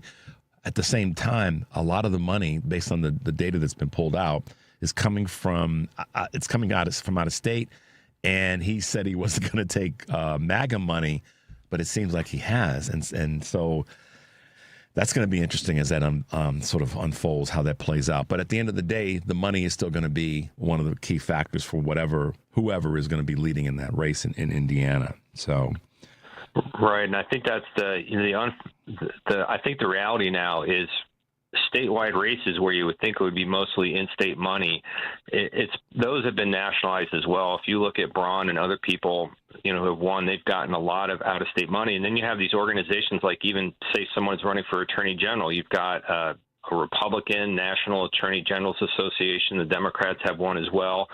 And when they decide that they want to invest in a race, they'll put a lot of outside money into Indiana in that case. So I think it's an unfortunate reality to me, and because it makes the races really expensive. It inflates the cost. I mean, it used to be that, like a Indianapolis kind of medium market race, maybe $250,000 would be considered kind of like a really high end, we spent a lot of money kind of thing. Mm-hmm. And now it's like they have a race down here in my county. They spent $470,000 on Indianapolis media, and then, almost another $500,000 on the other stuff. Right. And that's almost, Democrats might raise totally for legislative races a couple $1 million, and they're off spending almost $1 million in one single race. And so there's got to be a way that we need to find to kind of balance that up more. So it's Citizens United. Yeah, absolutely. Absolutely. That's the problem. Way back in the day when the Democrats had the majority, I was the chair of the elections committee, and I actually had a set of hearings in the summer with Common Cause, and I brought people in talking about what states were doing to try to balance up the money and make it harder for people to just kind of buy an election through the brute force of money, and trying to tee that up to make it happen. And then Citizens United came along, and they said that money is speech, and therefore you can spend all the money you want. And now it's kind of like the Wild West. Yeah, because money's coming from all over the place, and it's getting laundered through all these different groups. They call dark money. You can't tell where it's coming from. That's what Sheldon Whitehouse has been talking about the last 5 or 6 years, that the dark money is where the scary part is, because and let's be honest now, you probably just saw this. Trump glowingly talks about Marian Edelson and how much money she donated to his campaign. It's not even dark anymore. They're just saying, she struck me for $250 million. Elon, and then him going to the oil, and we need more time to talk about this. Him saying to the oil industry, look, if you all show up and drop X amount of money in my campaign, I'll open up the keys of the kingdom for you in terms of what we're going to do with Venezuela. So we should not be surprised, because the money that drove his campaign, Trump's, in this last election, this last cycle, is essentially what got him elected. Not policy, not because Kamala didn't do a good enough job or Biden didn't get out of the race early enough. That an incredible amount of money allowed that message to be the dominant message. So what you're saying, Representative Pierce, is not falling on deaf ears. Let me ask you one more thing, and I know we got to bounce, but and the next time you're in Chicago, we've got to have you in studio, so we got to figure out how to plan that out.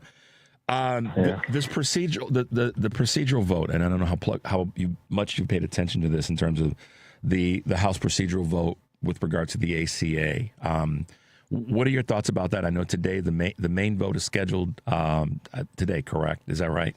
Have you been paying attention to that at all? I've not been tracking that issue very carefully, at least on the vote. Yeah, it seems as though from the procedural vote favored. I think it's 221 to 205. So that's something that hopefully the Republicans, I guess 9 Republicans decided to cross the Mendoza line and vote with the Dems to try to get this done. So we'll fingers crossed on that.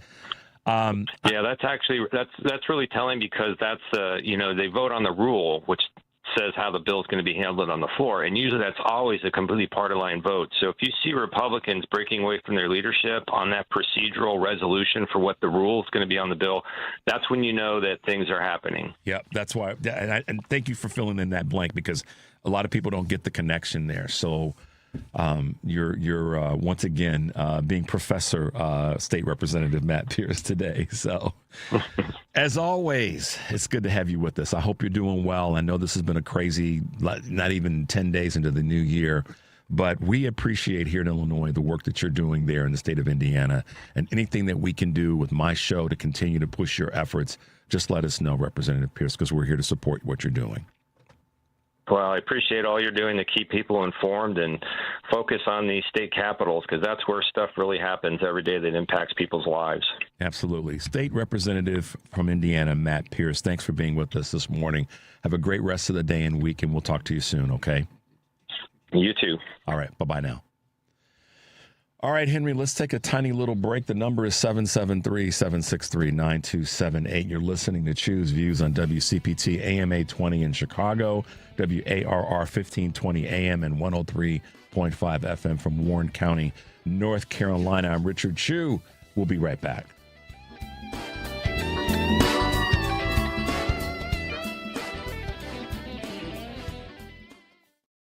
I know that hiring can be challenging. You sort through tons of resumes and you get too many so-so applicants. You're just waiting for someone to match your role perfectly. Well, now, there's a place where you can meet them fast. ZipRecruiter. Need to hire right away.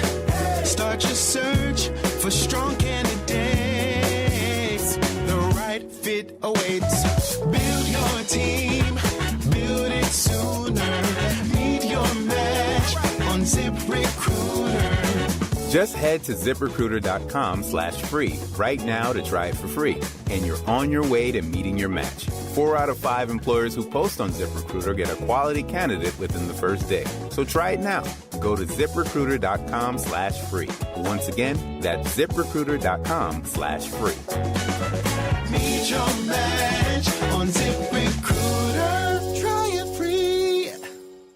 Download to see if you qualify for Albert Instant Advance. Not all customers will qualify. Transfer fees may apply. No Albert subscription is required for Instant Advance. Please see the Albert app or albert.com for subscription pricing. Subscriptions can be canceled at any time. Kylie, what's wrong? I just got hit with a car repair bill. I'm behind on rent, and I feel like I can never save any money. Have you tried the Albert app? You can get up to a $1,000 advance fast to pay for car repairs, bills, rent, groceries, whatever you need. Plus, Albert can help you find ways to save and give you a custom budget to actually grow your money. Albert can get me up to $1,000? Exactly. But they do more than get you up to $1,000. Albert is your financial assistant, helping you budget, save, and spotting you money in a pinch. I'm downloading Albert right now. Download the Albert app and use promo code MONEY to get up to $1,000 for your bills, rent, groceries, and more. The Albert app helps you budget better and save more money so you reach your financial goals faster. Download the Albert app right now and use promo code MONEY to get up to $1,000. Use code MONEY to get up to $1,000. You're listening to WCPT 820. Here's the latest Chicago weather update. From the Weatherology Weather Center, I'm meteorologist Michael Caro. For today, we'll have cloudy skies with rain developing into the afternoon, high temperatures climbing up into the mid-50s. Widespread rain for tonight, some thunderstorms also possible, lows to 45. Winds breezy turning to the west and southwest. Friday, any lingering showers wrapping up by midday. We'll have an early day high of 47, low 40s in the afternoon. And that's your latest Chicago weather update. Currently, 45. Hey Google, play WCPT. Streaming Chicago's progressive talk from TuneIn. You're listening to Choose Views with Richard Chew. Hey guys, welcome back to the show. Thanks to Indiana State Representative from the 61st District, Matt Pierce, for being with us this morning. He's a state representative that understands the importance of how our state legislatures are the foundation to what we are trying to do in the country right now. He could probably have a great conversation with our next guest as it relates to the importance of science being a part of our governance, both on a state level and certainly on a federal level. And, you know, I believe that the more we have smart people, I've said this before, smart people that are plugged in, that are working to gain knowledge in all leadership, the better. And I think that, you know, as I introduce our guest, she's been someone that gets it, is an entrepreneur, a degree in chemistry, run for office, background in drug research, and just a lot of common sense.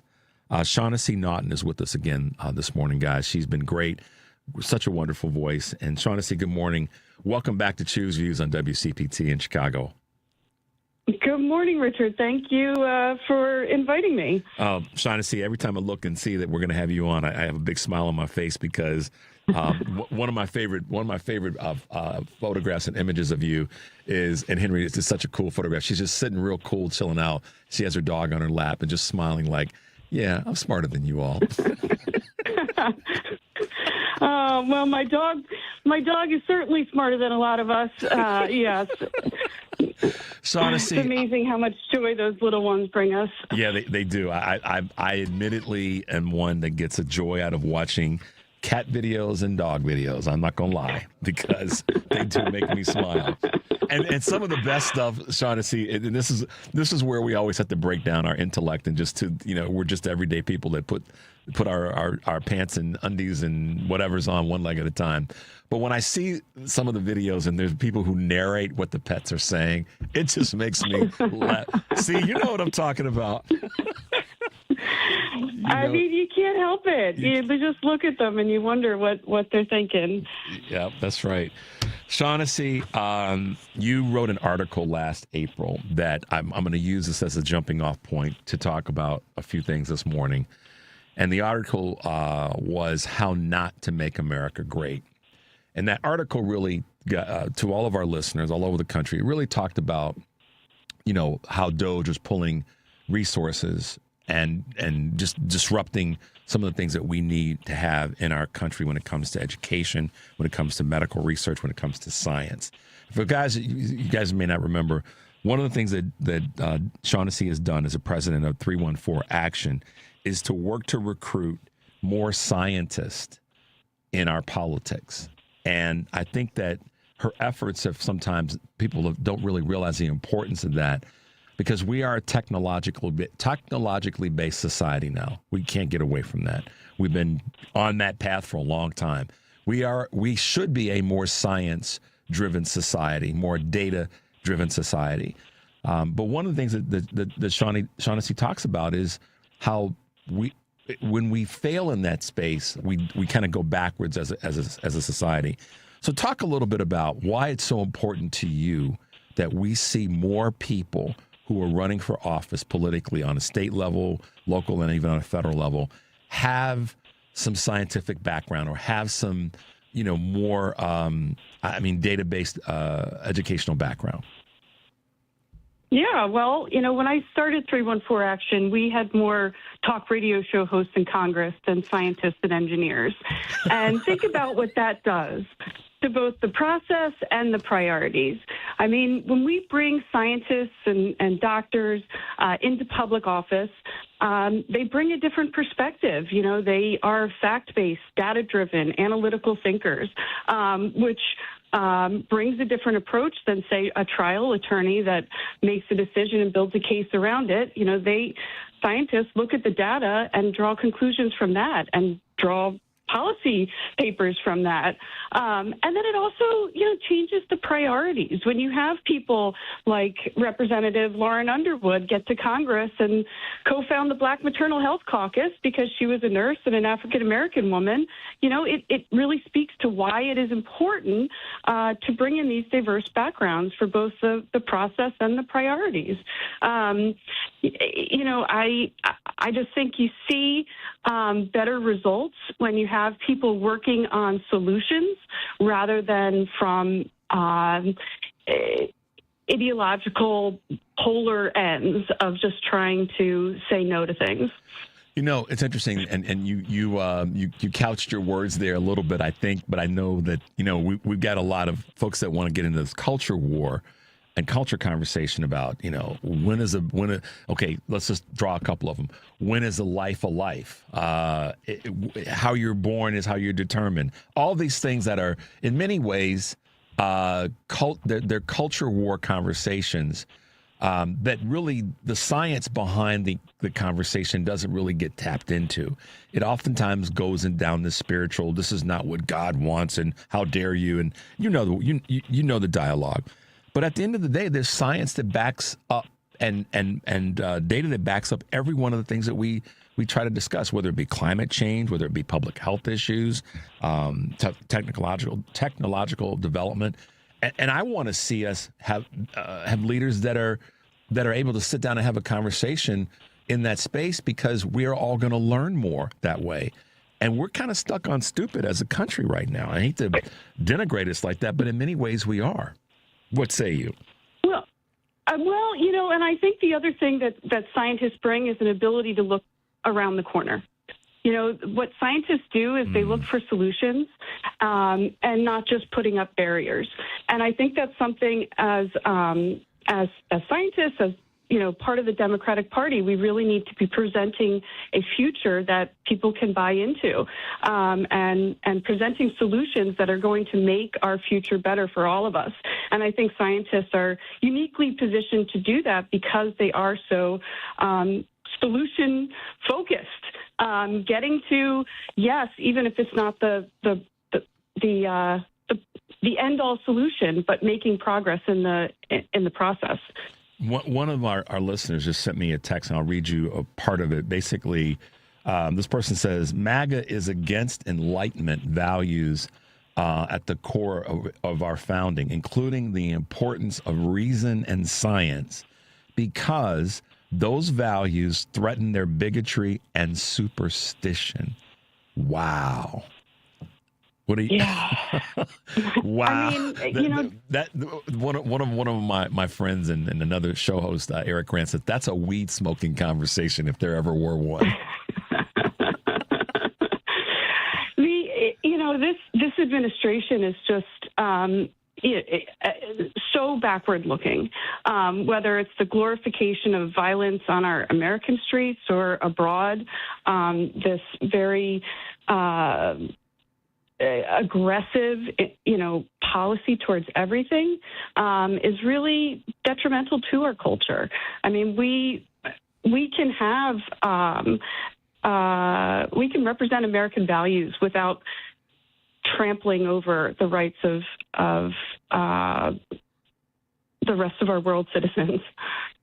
Yeah, I think that one of the big parts of that conversation is what you said about looking around the corner, seeing around the corner. One of the things that our country is stuck on is this sort of, we have to put, and I don't want to trample on anybody's thoughts about religion or about faith, but the conversation that this is God's will and this is what God wants and why is science important. To me, that's not looking around the corner or taking the choice that the divine one, if you believe in one, is given us, which is some sort of use the resources and tools that the divine one gave you to make the society that you live in better. So that's kind of where my brain goes sometimes. It's like, okay, if you believe in that and if you are a person of faith, one of those things is a responsibility to make things better for the society that you live in. And you can't do that without science. You can't do that without data. You can't do that without an informed population. And that's why I say sometimes I think our country is stuck on stupid. But that's me. Go ahead. I'm sorry. No. I mean, yes. We get better results when we, when we do take into account what the data tells us, what experts are telling us, and then forming policy around that.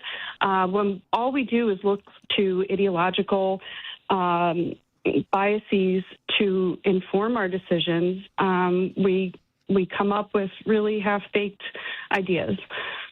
One of the things that you said earlier about Congresswoman Underwood is her background, and what she takes to Congress because of her background has allowed for better legislation, better conversations, if nothing else, around her subject matter expertise.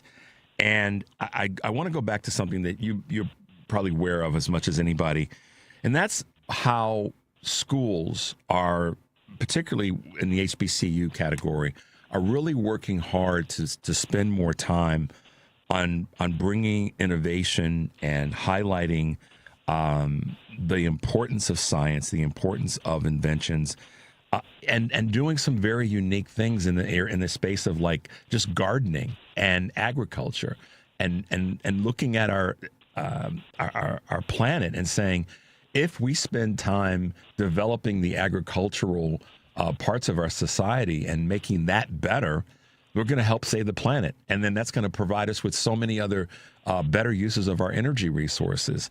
And I just want to get your thoughts on that in terms of how, student inventors and student innovation is an opportunity for us as we go forward. Oh, it absolutely is, but we're really putting a damper on that with this administration and their draconian cuts with education and basic research. Basic research is the type of research that politicians love to mock because it doesn't have a direct application, but it is how we get the iPhone and GPS technology and all the other things that make our society the technological society that it is. And by not investing in that, by not investing in those labs that produce those results, but also those future innovators and scientists, it is really cutting off the future of the United States. We've had a record of success post-World War II with our collective investment, our federal investment in research and education. It is what has it's what has driven the biotech revolution in this country that has transformed healthcare and health results. I mean, 50 years ago, we didn't have many cancer survivors. Now we have millions of cancer survivors, and that is because of the investments we've made in both our people and through education, as well as through our institutions and investment in basic research. And the fact that this administration is turning that into just eviscerating it is just really short-sighted and is going to put us behind if we don't turn that around. And that's, one of the reasons that we are working so hard to elect more scientists, especially in this upcoming 2026 election. We have an opportunity to flip the House back to Democratic control, allowing Democrats to have at least one lever of power in Washington. And we have two great candidates running in the Chicago area with Evanston Mayor Daniel Biss and Dr. Thomas Fisher, who just this morning was endorsed by Representative Underwood. Yeah, I know. It's like the speed of news and all that is amazing. We just had Mayor Biss on day before yesterday. You're listening to Choose Views on WCPT, AM 820 in Chicago and WARR 1520 AM and 103.5 FM from Warren County, North Carolina. I'm Richard Chu, and we're talking with the president of 314 Actions, Shaughnessy Naughton. Shaughnessy, you just said something about in terms of who here in Illinois with Mayor Biss and with Dr. Fisher that are he's Mayor Biss has got a math background. Dr. Fisher, medical background. These are people who spent time. They've studied. They know something about something. And I want to ask you, though, are we on a global level when it comes to technology and innovation and appropriations for better learning, faster learning, more in-depth learning, would you say we're falling behind? And if we are, what other countries might we be falling behind? Well, we are not keeping up. I mean, by cutting research budgets, that is just an immediate cut to our future GDP and probably even our current. I do think we need to have a greater push for investment in primary and secondary education to make sure that we're giving children the tools to be successful, to put them on a path to success, which we know comes through education. And I think we should be nervous about how we maintain our lead in the world when we are making it so difficult under this administration for foreigners to come here, to get educated, to stay, to start businesses. I mean, this has been also a record of success that we've had. It's the reason, the best researchers from all over the world have traditionally wanted to come to the United States to get educated, to start their labs, to start their businesses. And if we don't continue to invest in that cycle of prosperity that gives us, we are cutting off part of our future. One of the things, too, that's sort of this weird double-edged sword, as we're cutting resources in the space of education and knowledge and training and development, then at the same time, we're saying to people who want to come to the United States to bring their current knowledge and then further it here, we're saying we're making it more challenging for certain people from certain parts of the world to come here. But we're not backfilling the people who are here to further their education. We're cutting edge. It's just utter. I mean, it's carnage. Some people get after me for using the word stupidity, but it is stupid. And it's carnage, and it's bigotry, and it's sexism. These are all these things, but ultimately, at the end of the day, it causes us as a country to be ceding ground. We're not funding our education and knowledge systems, and we're turning away people who want to come here to make things better for us, at both on an educational level and an economic level. And it's absolutely chaotic leadership what this current administration is doing. And I know it's got to tick you off every single day. I mean, it really is. I think the East Wing of the White House is a good analogy for this administration, where they tore it down and made a big mess with no plan for what to rebuild with.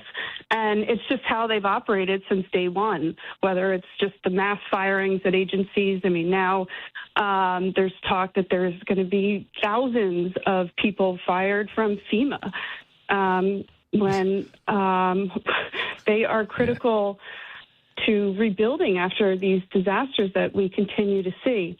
But it's across the board. It's just an administration that punches first and asks questions later. Yeah, that's a good example or analogy, but it's an awful one that is part of our reality. I can't. I know that your work from a positive standpoint is to elect more scientists into government on all levels and to bring more people into the conversation.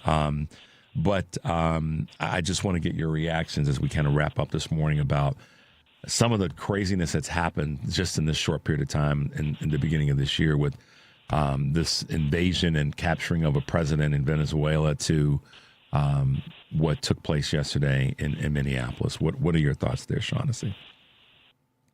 I mean, what happened in Minneapolis was just absolutely tragic, and but probably not unexpected when you have. I mean, I heard the police chief saying he said it looked like there were hundreds of ICE officers there. We need to have a thoughtful way to approach immigration. We need to have thoughtful way of law enforcement, and that it is not. It does not appear to be what we saw yesterday. As far as Venezuela, it's just very confusing, the messaging coming from this administration that it was not a military operation, but it's going to lead to us running Venezuela for the foreseeable future. That's just not a coherent thought. And I don't think that it's by accident. I mean, they just continue to lie and lie and lie. And I think it's important that we call them out for it. A coherent thought. I love the way you put that. I'm going to add that to my repertoire. It wasn't a coherent thought because maybe I'll have to stop using they're stupid and just saying that wasn't a coherent thought. So guys, this is what happens. It rubbed off on me inside of 30 minutes talking with Shaughnessy. She dropped a couple of pearls for me to say, okay, Chu, start using this maybe versus stupid. Start using a lack of coherent thought. This is what happens when you associate with people that are smarter than you are. You get, folks that drop you pearls every now and again. So I have to find, some of the humor as best we can in the space that we're in, Shaughnessy, and I know that you do the same thing. But we have to, like General Manner, who was on earlier, said, and even Representative Pierce said, we have to continue to fight for this thing. I said at the beginning of the week, if we believe in this democracy, if we believe in holding on to what we have, then we got to fight for it. It's not going, and it's not going to be easy. But if we believe in it, then we have to fight for it. And I appreciate your passionate commitment toward making sure we've got some smarter people, some more plugged-in people and educated people as part of our leaders on a congressional level or on a state level or whatever part of government they are in. What are your observations for this year? What are your predictions? I know that that might be a hard question to answer, but what are the things you'd like to see from all of us as we move forward in 2026? I think it is really important for us to remember that this is a democracy and we have a voice and we have a critical role to play as voters and as citizens, and that we need to make sure we're having our voices heard, that we are standing up for our values, and that we are definitely showing up to vote in these primaries and the general elections, because that is how we are going to institute the change that we desperately need. If we don't want to have another 2 years of the Trump administration with zero checks on it, we need to make sure we get a Democratic House, and that means we need to make sure we show up and we vote for our Democratic scientists, but Democratic candidates around the country, because this really is a critical moment for our democracy. And when you look at how this administration continues to test boundaries and step over boundaries and see how far they can push things, we need to make sure that we're standing up to it. Yeah, and I think that the more that we have conversations like this, where people like you are saying what we put into the system has to be better. We've got to put better candidates in, better informed, better educated, more knowledgeable, rather than just people who are, I said earlier something that you may or may not have heard. Stephen A. Smith, who's a sportscaster on ESPN, has been leaning into this conversation about politics and about what should be happening in the Democratic Party that isn't doing this and that's, that, and the other. And he leaned into the situation in Minneapolis, of which he has no legal prowess to understand if the agent was right or not. Of course, the second half of what he said had to do with the tragedy. But he has no experience in this space. So he needs to shut the you-know-what up in this space. He can have his opinion, but it's not one that's founded in, like you said, the data and the science and the understanding. We need more people that understand, and if nothing else, will take a pause when they don't, when it comes to areas that are important to all of us throughout the country. So I appreciate what you do, Shaughnessy. It's great to have you on again, and it's great to have a little humor with you about the pets that we all love and cherish. Shaughnessy Naughton, president of 314 Action, has been hanging out with us this morning. Thanks for being with us again. And one more, Shaughnessy, how can folks find you? How can they get involved in the work that you're doing? Well, our website is 314action.org, where you can learn more about the work we do and the operational support we give to candidates, as well as the scores of scientists that we have already endorsed running for office, from school board and city council up through the federal level all across the country. So 314action.org. Fantastic. Shaughnessy, thanks for hanging out with us this morning. Have a great rest of the day and a good weekend, and we'll talk to you again in a few weeks. Sound good? All right. Thanks, Richard. Take care. Talk to you soon. Bye-bye. There she goes, guys. Shaughnessy Naughton is the president of 314 Action, and as you can tell, she's got some observations about a lot of things that are important to us right now.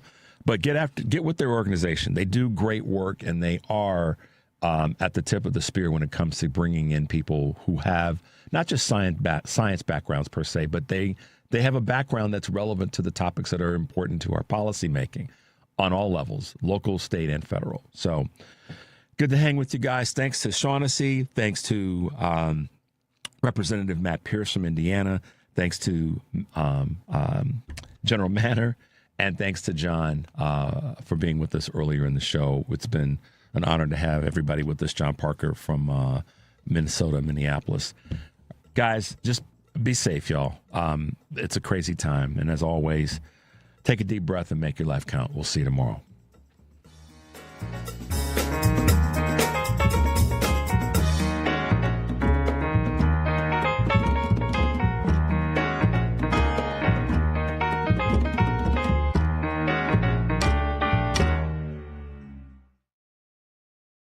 Hi, girls. It's the new year. What do you want to say to the people? Be good to each other. And be good to yourself. What does it mean to be good to each other?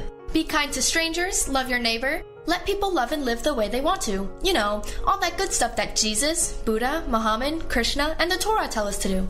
And what's it mean to be good to yourself? Eat right, exercise, get enough rest, don't stress out too much, and get acupuncture on the regular. With healthcare costs getting all out of control, it's great that Chicago Community Acupuncture offers high-quality care for only $50 a treatment. That's less than some people pay for a copay. Yes, I'm grateful that we can help so many people. How do people find us? You're at Milwaukee, Devon, and Nagel. They can call 773-853-0920. 773-853-0920. Or the website ChiComAcu. ChicoMacu.com. And Happy New Year! This is a WCPT moment in labor. In the summer of 1909 in McKees Rocks, Pennsylvania, the workers of the Pressed Steel Car Company went on strike due to missing wages. 5,000 workers, mostly immigrants from Eastern European countries, walked out. They protested a corrupt payment system called pooling. The workers also claimed their wives and daughters were sexually assaulted in order to repay debts accumulated for food and housing. On average, one worker would die every day from the poor safety conditions. The workers received solidarity from the International Workers of the World, Standard Steel Car Company of Butler, and the railway trainmen and streetcar motormen who refused to haul scab workers into the city. The strike culminated in a bloody confrontation resulting in the deaths of at least 12 workers and one deputy sheriff, with many more workers injured. This led to a settlement which gave workers increased wages at a posted pay rate and ended the abuses of the company's housing practices. This has been a WCPT Moment in Labor. We're working for your rights.